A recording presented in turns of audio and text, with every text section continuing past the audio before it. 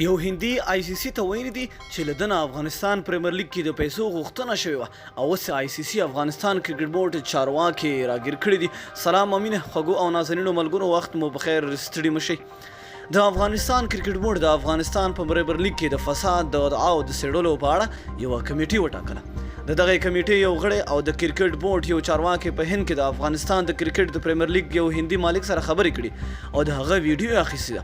امریکا غږ دا ویډیو هم ترلاسه کړي او موږ ته وویل شول چې دا ویډیو د کرکټ د نړیوالې شورا د فساد ضد څانګې ته هم سپارل شوې ده.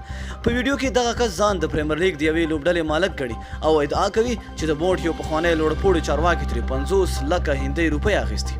دی وایي ماته د بورډ یو لوړپوړی چارواکي په ټلیفون کې ویل چې 50 لکه راکړه، دا ټیم تا ته درکو.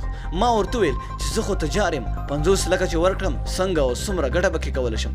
هغه راته ویل چې د ګټې ډېرې لارې دي، ټول ټیم ستا دی، میچونه فکس کړه، لوبو کې درغلي او ګټه وکړه. ما ویل میچ څنګه فکس کړم؟ راته ویل چې په دې اړه به تا سره د لندن څخه یو کس په تماس کې شي، هغه به راشي او کار به وکړي.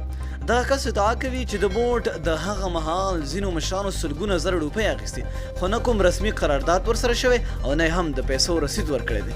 دا پیسې څه شوې او چېرته ولاړې؟